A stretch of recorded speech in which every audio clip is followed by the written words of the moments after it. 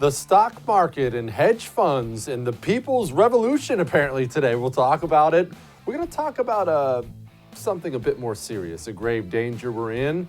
And we're going to round out the show with, well, some funny stuff you're really going to want to hang on for. All that's coming up right now on I'm Right.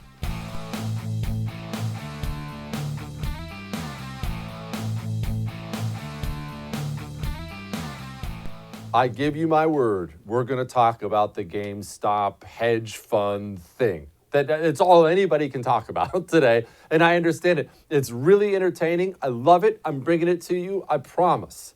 But there's something a lot more important than that we have to talk about.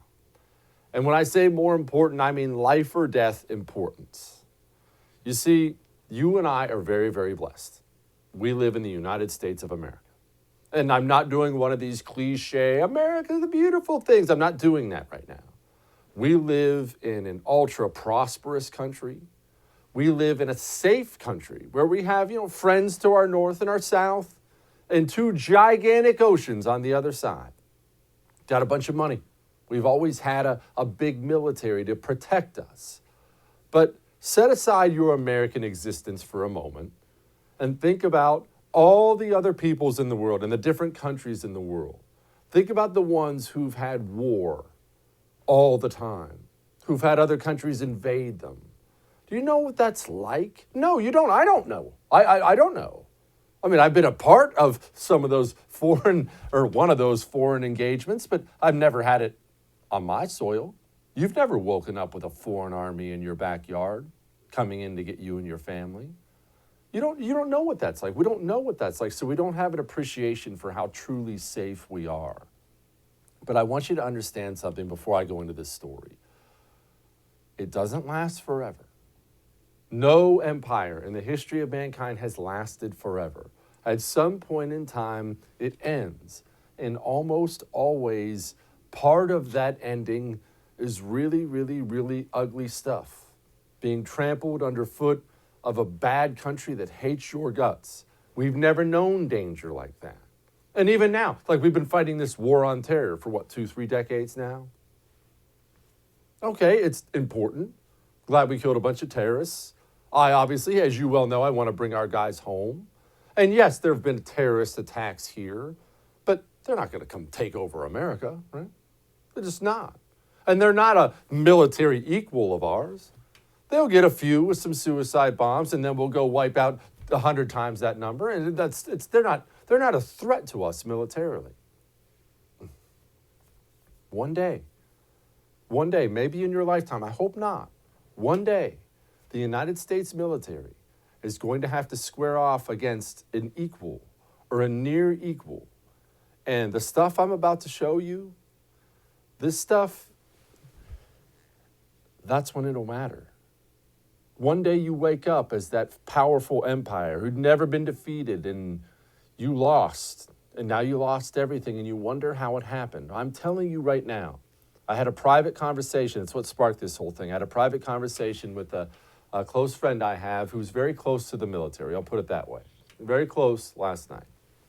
And he told me, Jesse, there is a frightening rot on the inside. I saw this article from the U.S. Naval Institute, and, well, here's what it is. Quote, destroyer CO, that's the captain of the ship, removed for making a plaque from a seized weapon. Allow me to give you just a brief little background on this. They'd gone on a mission. They got themselves an AK-47 to commemorate a victorious mission over the enemy. The captain had a plaque made of it. It's awesome. Warfighting stuff. Not in today's military. In today's military, that got him fired.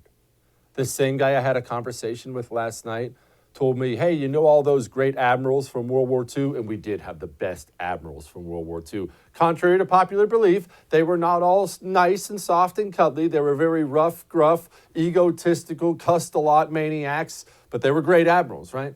He said, you know all those admirals? They wouldn't make it past LT in today's Navy. This isn't about the Navy. This isn't about the Army. It's not about the Marines. It's not about the Air Force. I'm kidding. This is about the entire United States of America. And this is why I'm going to talk about all these things we're about to go through. You remember Obama. You remember what happened under Obama when we had that Navy ship? The Iranians had our Navy. Yeah, that's the one. The Iranians had our guys on their knees with their hands over their heads, and still people didn't wake up. You need to understand cultural Marxism, which is what we're having right now. That's why I talk about communism all the time. Cultural Marxism is carving through this society and destroying all of it. And a lot of it you can't see. And you won't be able to see it until it's way too late, unless we do something to stop it now. The United States military is talking about tackling climate change. They're talking about making things more hospitable so women can have longer hair and nail polish. You saw the transgender ban. It's become insane. This is all cultural Marxism. And right now, you know what it is? What's frustrating is you can't make people care yet. Well, we're fighting a couple guys in a cave in Afghanistan. What do I care? They can do whatever they want. You're not always going to be fighting some unsophisticated guy in a cave in Afghanistan. At some point in time, these people are needed to save the United States of America. That's true.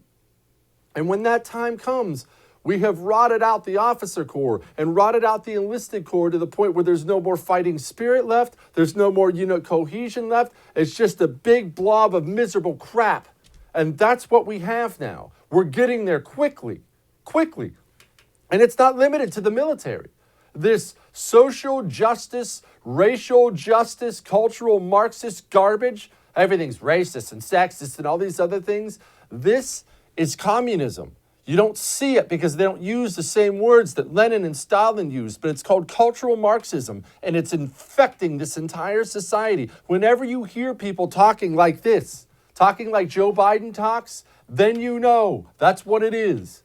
I tell you, if you have a problem figuring out whether you're for me or Trump, then you ain't black. Okay, he doesn't believe that. It doesn't matter. They've figured it out. The Soviets figured it out a long time ago. Nobody is allowed to talk about this. They figured out a long time ago. Wait a minute. Americans are really sensitive to this racist thing. We can absolutely use that to worm our way through everything we want. And they did it. You have pastors now preaching it from the pulpit. I left my own church about a year ago after St. George Floyd was killed. Pastor gets right up, starts talking about white privilege. I have white privilege. Peace. See ya. Never be back. It's everywhere now. It's everywhere. They can't bring themselves to stop doing it because it's so good, especially for the Democratic Party. It's so good for them. Every time they get you miserable and divided and fighting each other over stupid things like skin color, they gain more power every single time. They can't even criticize the domestic terrorist group Black Lives Matter. No one can tell me that if had been a group of Black Lives Matter protesting yesterday, they wouldn't have been treated very, very differently than the mob of thugs that stormed the Capitol. We all know that's true. And it is unacceptable. Totally unacceptable. Why do you think they do it?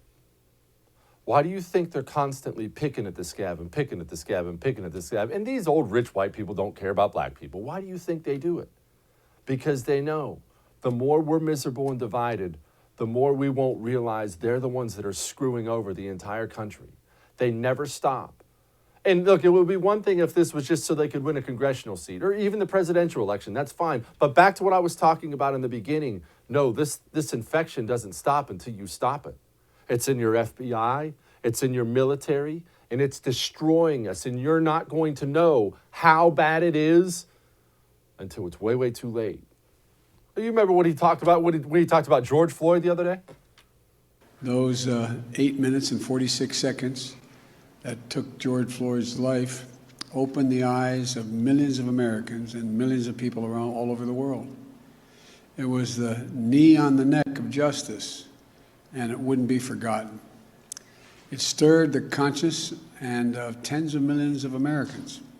And in my view, it marked a turning point in this country's attitude toward racial justice. Racial justice. And you know what's so sad? What's so sad is so many people have been taught this for so long. I call them communists and they come back. I'm not a communist. They don't even know what they are. They don't realize it. They've just been told their entire lives, you're a victim or you're an oppressor, this is divided or America's racist, and they don't realize they've just become a tool to give the left more power. Why do you think Joe Biden's executive orders were this? Quote, promoted racial equality, ended travel ban on majority Muslim nations, banned discrimination based on gender identity, incorporated undocumented immigrants into the census, reversed the transgender military ban, reaffirmed commitment to tribal sovereignty, and denounced an anti-Asian discrimination and xenophobia. God. I mean, look, yeah, we dog on AOC all the time because she's an idiot, but she's an open socialist. That's why she talks like this. Last term, the Republican caucus was one of extreme fealty to Donald Trump. There were some that were true believers, others that simply remained quiet out of cowardice and out of fear of the president's retribution. But this term, there are legitimate white supremacist sympathizers that sit at the heart and at the core of the Republican caucus in the House of Representatives. And when you see someone like the House Minority Leader, Kevin McCarthy of the Republican Party, respond to white supremacist vitriol coming from his own members, not with censure like they did with Representative Steve King of Iowa, not with, being stripped of committees, not with any consequence, you have to wonder who actually has that power. And it increasingly seems, unfortunately, that in the House Republican caucus, Kevin McCarthy answers to these QAnon members of Congress, not the other way around. It's everywhere now. It's everywhere. If it stopped with that moron, I wouldn't be worried about it. Like I said, it's infected every cultural institution. They teach it to your kids in school. It's all over the movies, the Netflix, the everything you watch. It's everywhere. It's everywhere. FBI, military. It's in your church. If we don't stop this, if we don't stop this racial grievance misery that's spreading across the United States of America, we'll never stop communism because that's the host for it. This cultural Marxism, this racist stuff is music to their ears. All of that may have made you uncomfortable, but I'm right. Home title theft is not one of those things that just happens to other people. This is so bad right now in America, and I'll be honest with you. Law enforcement does not have a handle on it. They'll tell you that. The FBI, they're gravely concerned about it. Cybercrime's up 75% since all this lockdown stuff happened. The whole economy, major parts of it have shifted to online, and these cyber thieves, they're in heaven. And they spend every waking minute trying to get home titles. It's a lucrative business. And yours is online. Mine's online. They're all online now. It takes these guys less than 10 minutes to hack into it and get it. It's not difficult for them. I can't stress that enough. And you don't have any way to stop them without Home Title Lock. There is not another way. Go to HomeTitleLock.com, register your address. You might already be a victim. While you're there, sign up. If you use the promo code RADIO, you get 30 days for free. HomeTitleLock.com. I understand this whole Wall Street GameStop thing is confusing to people. I'm not some Wall Street expert and won't pretend to be as far as all the stocks, bonds, and shorting and longing and things like that. I understand the basics, but allow me to break it down for you this is for the dumb people like me. I'm sure many of you are far, far advanced past where I am. There is a thing called shorting a stock. Hedge funds love doing this. And you can do it to the point where you're really manipulating the stock price on things. They're moving stock numbers. Hedge funds are that powerful. And okay, that's fine. Well, there's an online place called Reddit. I'm not going to get into it. And there are guys there who didn't like how hedge funds were shorting GameStop. GameStop's just a place where you buy hard copies of video games. But obviously, it's, got a short shelf life because everything's bought digitally now.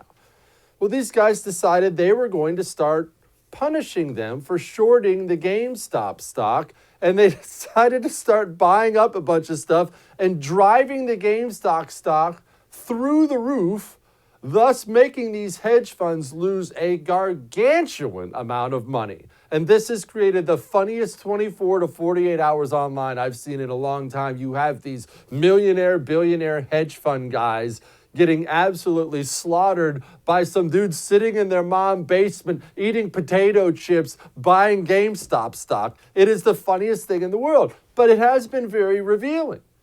There are, there are all these trading apps you can buy. Take 5 seconds, you can download one on your phone and start buying stocks in something. It's really cool. It gives you and I power to dabble in that if we want to dabble in it.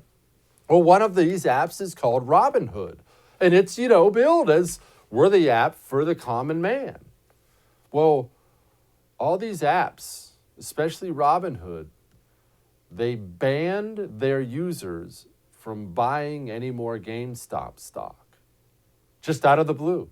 Oh, yeah, thanks for using the app. No, you're not allowed to buy this anymore. I don't even know how that's illegal. Quote, in light of the current market volatility, we're restricting transactions of certain securities in position closing only, including AMC, that's the AMC theaters, they're part of this whole thing, and GME, that's GameStop. Read more here. Well, we finally have an issue that's uniting everybody. I mean, everybody. AOC, of all people. Quote, gotta admit, it's really something to see Wall Streeters with a long history of treating our economy as a casino complain about a message board of posters also treating the market as a casino. Then Don Jr., quote, took less than a day for big tech, big government, and corporate media to spring into action and begin colluding to protect their hedge fund buddies on Wall Street. This is what a rigged system looks like, folks. And if you're asking what all this means to you, well, actually, it does mean something big. In the short term, it's something for you to laugh about. We're going to play you some hilarious memes about it at the end of the show. But in the long term, this is extremely beneficial. You see, if we're going to save this place, it's going to require a lot of Americans who aren't yet awake to wake up and realize just how broken the system is. They don't know it yet. You know it. I know it. Most people don't. We need them to know it. This joining of the shield's response by Wall Street to try to block the common man from doing what Wall Street does routinely is an outstanding wake-up moment for the United States of America. If you weren't otherwise informed, now you know, oh, wow, these guys are really, really bad people. And they don't have my interest at heart. They have their interest at heart. And they'll slaughter you without a second thought in order to benefit themselves. And the more people who realize that, the closer we are to actually taking this place back. What's happening today is a good thing. Every part of it is a good thing. Don't let anybody tell you otherwise. All right. We've got a couple good guests coming up. Hang on.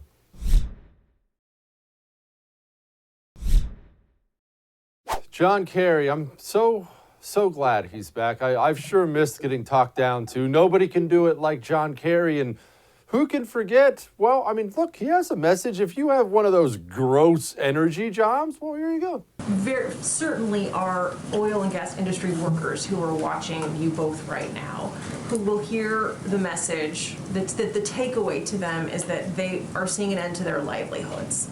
What do you say to them? What President Biden wants to do is make sure those folks have better choices, that they have alternatives, that they can be the people who go to work to make the solar panels. Just better choices. Go make some solar panels. Joining me now to talk about that and many other things, I'm sure, Representative from Pennsylvania, Mike Kelly, one of our favorites on this show. Congressman, why don't they just stop whining about their jobs and go make some solar panels? Well, I think that President Biden is just picking up on the agenda that, of course, that President Obama had. There's not much difference there, including bringing back Secretary Kerry to weigh in on it, trying to push through the Paris Climate Accord without ever getting it ratified, by the way, which is an essential part of what it is that we should be doing. You have to look at what's happening, Jesse, and anybody that's questioning what's happening today apparently wasn't paying attention to the very few times that candidate Biden said when he was running for an office, he's actually keeping all the promises that he said he was going to do. And even taken to a different degree. Listen, the loss of these energy jobs, where I'm from in Western Pennsylvania, this is an incredible loss of jobs that we have, plus the advantage of making ourselves energy independent and the biggest exporter of energy in the world, sticking with our old standards. And so when you look at what's happening now, you start to wonder, what is it that we're doing that's better for America?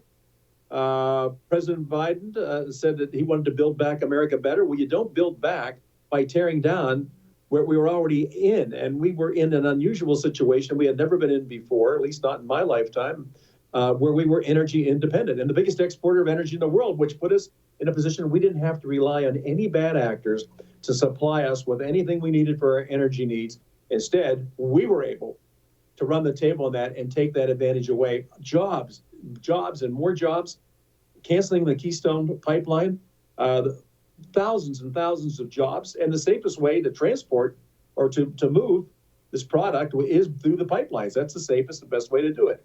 So we're eliminating all that. Pushback from Canada. Canada will have no problem moving that product out in a different direction. If the United States doesn't want to take it, shame on it. We lose an awful lot of what we had that was working our way.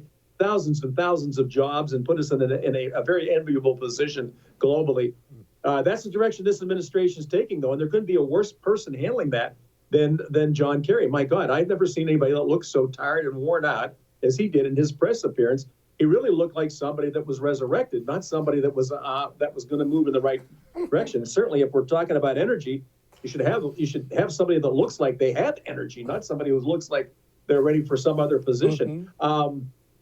Look, we got a great challenge in front of us, and you look at it. So reviving the Obama initiative, putting John Kerry back in the position he's in, and I'm not making fun of the man, but he does look exhausted. You talk about a lack of energy. That's not somebody that I would want in that position, but that's what we're facing.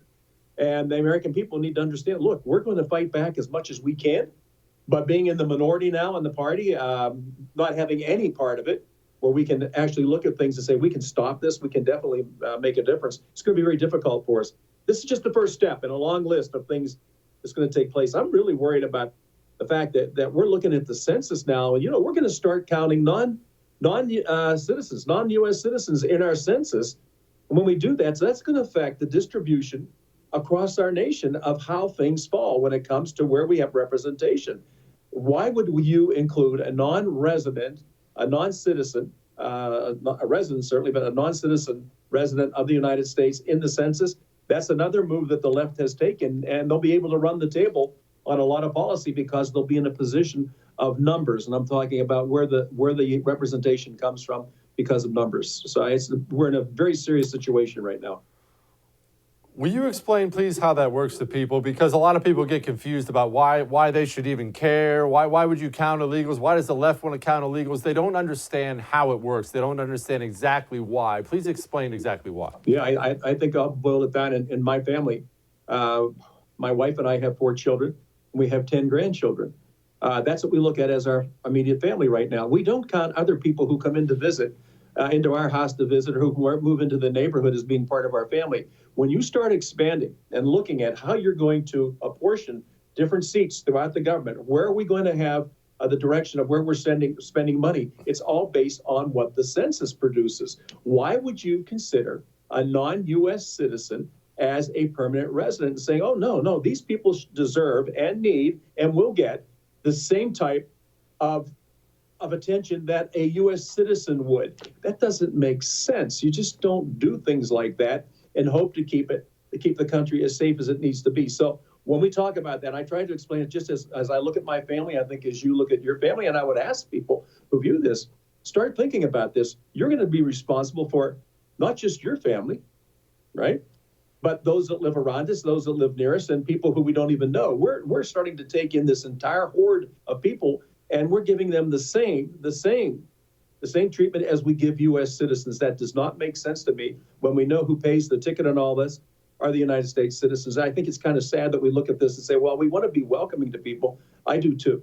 But I want to make sure that when we're looking at it and how we're going to dole out what it is that we dole out in tax dollars, that we're actually doling it out to places where we are supporting rights and programs for U.S. citizens, and not just people who happen to be here at the time that we start to establish the number of seats that each state has, congressional seats seats, the representation gets greatly changed when you look at how we draw those people in, then to apportion the number of seats in our Congress. The House of Representatives are all based on population. And we see some states are losing population, other states gaining population. In Pennsylvania, we'll lose 1 seat after the new census is taken because we have fewer people. Just understand, everything is based on your population. How many people are there? What is it that we have to fund? And how do we base that funding and the representation? It's on population. Congressman, I talked at the opening of my show about the United States military and how I'm trying to warn people how infected it's become with this social justice warrior garbage. They're tackling climate change. They're worried about going after white supremacy, and we have to make sure every woman can have her fingernails as long as possible. And we're worried about everything except making the military as deadly as humanly possible. We have a CEO who's been removed off a destroyer for making a plaque off a weapon he and his men captured. This kind of insanity is rotting out our guys, and our guys deserve better. Yeah, and what I understand, when I talk to people who are military people, yourself included, and thank you for your service, I'm hearing from so many of our veterans and so many of our active duty military that there's too much of a liberal agenda now that's infecting our armed services. And these people have, they put the time in, they're rising to the top where they're actually going to be changing policy, affecting policy, and they will be in commanding positions, but that's not the way we used to be. This is going to be, again, this far left agenda has infected not only just our general population, but in our military, where we have to have a stronger, I believe, a stronger commitment to who we are as the United States of America. What made us great, of course, beginning with everything, is the fact we had a strong military that was able to protect us. Now you're looking at policies and you say, what does this have to do with defending our shores? What does this have to do with defending our country? What does this have to do with saving America? And you say, this is a social agenda. It's not a military agenda. And you start to sit back and say, my goodness, when did this happen? And the answer is when you weren't looking. When did it happen? Because it seems like it happened so fast. I guess that's what I'm trying to understand. It wasn't like this even when I was a kid, and I'm getting older. I'm not that old. When did it happen? Again, I think that change takes place during a crisis or a tragedy. I believe there's a belief that somehow, America will always be great. America will always be able to keep her place in the world just because we're America. And I tell people, no, you have a greater obligation to really watch what's going on. And are we changing? And all the things that have been put in place over the last 10, 20, 30 years, it hasn't happened in a way where there's a big change, but it's that little nibbling away at who it is that we are and us not seeing it. Because our eyes were deflected someplace else. We were looking at other things that we thought were important. I'll just say this, and I'm repeating it. A crisis or a tragedy is what brings about change. And I think what will happen in the United States, and I hope as people are looking now and paying more attention, and certainly they are after this election, of what's going on, the transformation of who it is that we believe we are, at least some of us believe we are. All of a sudden, we're looking back and what you just asked, when did this happen? And the answer is, it's been so good for so long that the idea that, well, that's just the way it will always be. And I always tell people, listen, you're one heartbeat away from not being here. I think foolishly, sometimes we think we don't have to invest anything in our future. It'll be solid. We really have to take a look. And Jess, I'm just going to suggest right now, my number one concern is how are we educating? How are we educating our people? I don't think there's anything right now more important than for all of us to take a look at our public schools and say, would you please look at who's on your school board and try to understand these are the same people that not only don't worry about your taxes, you should be worrying more about your textbooks. Don't worry about where the bus stops or who the basketball or football coach is. Wonder about the curriculum and start to look at what is it that your children are bringing home. We get them up in the morning, we feed them, we make sure they're dressed properly, we get them off to school, and then for 8 hours, somebody else has their head. They come home at night. So many parents are working 2 jobs now to make sure everything's fine for their kids. We don't have those conversations that we used to have. You know who I sat down with every night? My mom and dad. They had been through the Great Depression. They had been through World War II. My dad participated in. We watched what happened with the Korean War, and we watched what happened. But you know what? That's not who's having conversations with our children now. When our nuclear family gets destroyed, when we don't have husbands and wives becoming mothers and fathers, joining in, the greatest occupation you can have is as a parent. And you have to educate and bring your children along and teach them. Teach them. They need to know. They need to understand the price that's been paid for them to be where they are. Public education, America was the first country to start it. The rest of the world looked and said, why is America so great? Because they were able to educate people. In Pennsylvania, the Public School Act of 1849, we made sure that people were going to be entering in to a life and into a workforce and actually know what their responsibilities are. I think too many of us grow up thinking, hey, that's not up to me. Somebody else needs to take care of this. You know what? It starts at home, but it is. Watch your schools, folks, please. Go to your school board meetings. Please see who's on your school boards. Check out the textbooks. What is inside those textbooks? Who wrote them and why did they write them that way? And please look at the curriculum that's being offered right now. When we're not talking about the right things for the right reasons, then bad things happen. And that's what's happened too often across our country. We need to take back our schools. And then we need to watch our children again flourish because they understand the greatness of America and the 1.5 million men and women in uniform that gave their lives and the millions and millions of Americans who have served to preserve that right that we have because of those who were before us and fought and died for us. Congressman, much appreciated. Thank you, Jess, and thanks for everything you're doing. It is absolutely crucial. Appreciate you. We'll be back. One of the things I talk about all the time when I talk about the system is how the system never holds itself accountable. And it's actually worse than that. The biggest failures get promoted. They brag about themselves. They sell books. They win awards. That's how broken the whole thing is. And nobody is a better example of this than Andrew Cuomo. Nobody. Whatever your feelings on coronavirus, love it, hate it, scared to death, don't care at all, Andrew Cuomo, as governor of New York, by any measure, has been a complete disaster during this entire thing. A disaster. He's killing old people and he's winning Emmys for it. And he's on every single news channel talking as if he's the country's leader for the thing. And now, when he finally gets asked about his horrible failures, this is what you get. We're at war. Would you delegate it to 50 states? But their criticism was, well, people in nursing homes died.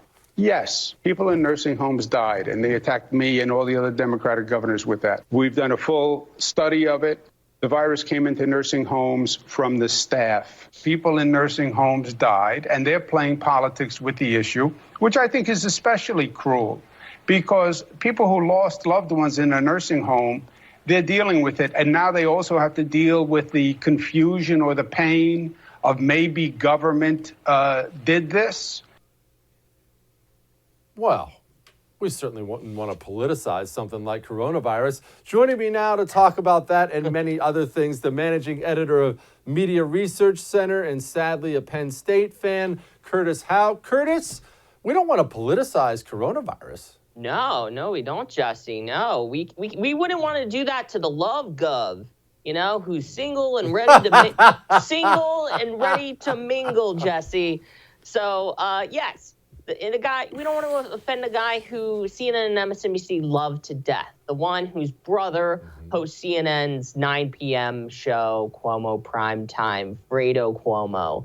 The guy who threatened to throw someone down a set of stairs and held up a giant Q-tip in the middle of the pandemic when New York was on lockdown with people dying left and right in the Big Apple. No, I mean, really, this is just pathetic. You know, we found out today, thanks to the New York Times, which the Daily Caller reported months ago, that, he was undercounting the number of deaths in New York City nursing homes. We'll be interested to see what the media coverage looks like over the next couple of days, because, of course, that would mean, again, as we go back to our first point, offending the love gov. And we can't really have that. Someone who wrote the book, supposedly best-selling book on pandemic leadership. But this is our news media nowadays, because if you don't want to offend your friends, because I guess when COVID is over with, depending on your definition, COVID already may be over, you wouldn't get invited to parties, and you don't like that. Well, now he's going to forever be known as the love gov on this show. Curtis, I must ask, I have to ask, your take on this, in my opinion, hilarious GameStop versus hedge fund managers thing. And let me just be clear once again for everybody. I'm not anti-Wall Street. I'm not anti-billionaire or millionaire. But I love everybody playing by the same rules. That's what I love. And when you enjoy manipulating things, I like it when you get your comeuppance sometimes. What's Curtis's take? Yeah, this is another example of corporate establishment media and their friends on Wall Street really kind of coming together to wag their finger in the direction of the little guy here. CNBC has just been on the verge of a meltdown. It really mirrors what the liberal media went through after the 2016 election when Donald Trump won, where, you know, the first couple of days really seemed to be like a wake. They're sitting Shiva after for a funeral after someone died. But now with CNBC, they're melting down here. Today we had some billionaire who went on and complained about people making money while getting stimulus checks in their pajamas. This is really where we are right now, where the elites are scared that they're continuing to lose control. They have the White House, they have Congress, and yet they're unhappy. They're unhappy about this. That's their latest thing that they're unhappy about. Censorship has been another huge thing, and obviously this kind of tails into censorship with what Robinhood's been doing by preventing people from trading for companies like GameStop and AMC, Discord shutting down the thread, the group, you know, really trying to scheme all of this together. It's just really another example of the elites really kind of colluding together where, they don't like when the little guy does well. And again, they're upset. And I think the biggest takeaway in all of this, moral of the story, Jesse, is progressives are always unhappy. Curtis, I have to ask, politically, purely politically, how does the Biden administration handle this? And I ask it like this. I've never seen an issue. Maybe 9/11 for about 30 seconds is the last time I remember anything uniting virtually everybody in this country. And I mean, we've got open socialists uniting with people as far right as I am, and that they think this is kind of good and kind of hilarious. So when you're president of the United States, or whether you're Nancy Pelosi or somebody, how do you go against that tidal wave? I mean, you are the 1%, as in you're the only 1% that's on the side of the hedge fund. Right. Joe Biden has not had a very good 24 to 48 hours, or just his first week in office, as we've seen with the executive orders hurting energy workers, the people that he claims to stand up for. He's still lunch bucket Joe at heart, when actually Wall Street sided with the Biden campaign. Wall Street gave millions to the Biden campaign because they wanted to see their guy in office, and they loved that Janet Yellen is the Treasury Secretary. So far, it really seems like they're going to side with Wall Street. Today's White House press briefing, a reporter, I believe it was with Reuters, asked Jen Psaki, should Janet Yellen recuse herself from all of this, considering she gave a paid speech to one of the hedge funds that's at the center of this whole hubbub? And Psaki really basically said, no, not really, because Janet Yellen's one of the world's most renowned experts on markets. So, yeah, it looks like they really are going to try and do this, Jesse, where they're going to really try and stick it to the little guy here, because we can't have this volatility. And, you know, people don't know, people like us and people on the far left don't know what's good for them. So that's really what they're doing here. You just kind of buzzwords you can throw around, neoliberal, corporate liberals. They're all really coming together here. And they're really not seeing the writing on the wall that you're correct, that people from Ted Cruz to AOC are united behind the fact that, yeah, this doesn't look right. This is really ridiculous. The arrogance here is astounding and through the roof. Yeah, I mean, this country is looking for something to be united around, and it looks like GameStop has done that. Pretty incredible. It is pretty incredible. All right, Curtis, there's something I struggle with anymore, because I'm a tiny government guy. I mean, very, very tiny. I think D.C. should be razed to the ground, and the Capitol should be moved to the middle of a cornfield in Iowa. That's how small I am of government. I don't like it. They're going to censor people. They're already censoring people. We have word today about possible COVID mandates, but not for everyone, just for air travel. I'm worried about a D.C. corporation cooperation to censor people and to crush people, where they don't have to pass laws. They just ask all their corporate buddies to censor you and I out of society. And I'm not sure what I'm supposed to think about that. I wake up in the morning and I'm a tiny government libertarian type. And by the time I go to bed, I want the National Guard to storm in somebody's headquarters. What am I supposed to do with all this? It is really difficult. Big tech has really made that, really difficult. You look at the rise of Microsoft and Twitter and Facebook, you're like, free market, yes, this is amazing. The new public square where people can come together. You can stay in touch with that friend that you sat at the same lunch table with at middle school that you didn't think you still needed in your life. But now we're at this point where they're censoring people left and right. I was one of the people, many people here with over at the First, your colleague Dana Lash was banned. A number of us were for sharing the New York Post story about Hunter Biden.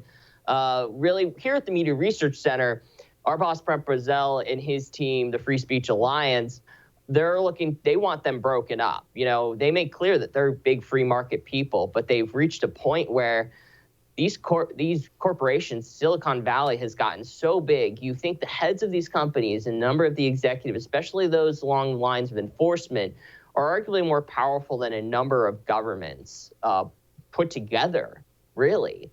It's really hard to rival the power that they have over our lives, how we feel, our emotions, our state of mind, our mental being, if we're censored and shut out and not able to communicate with the outside world.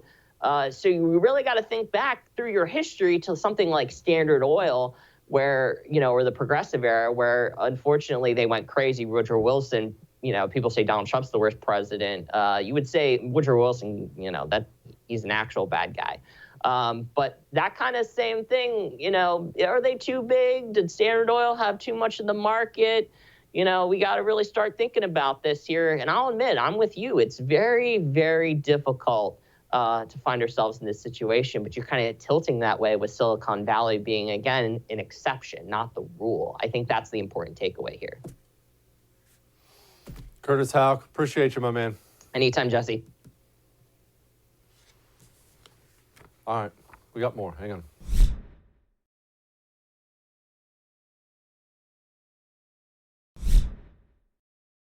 The internet's a great thing. I know it's been used and will be used for a million bad things, but man, was it a revelation for me discovering just how many clever people there are out there, especially when there's a big news story that hits, like this Wall Street thing today with the online guys versus the gigantic hedge fund managers. And now it's been an absolute meme paradise today. And I thought, as kind of an offbeat way to end the show, we would play you, or at least show you, a couple of the very, very good ones and then a short little video. Here's the first one I found. Obviously, that's in reference to Robin Hood, which was supposed to be for the people, blasting the people. And so Robin Hood's taking it on the chin today. The hedge fund guys who are used to manipulating the markets are taking it on the chin today. This is Fear the Floofs. That's probably my favorite one. And this is, well, I'll just let you look at this one. I got a kick out of that. And finally, somebody, you remember that video?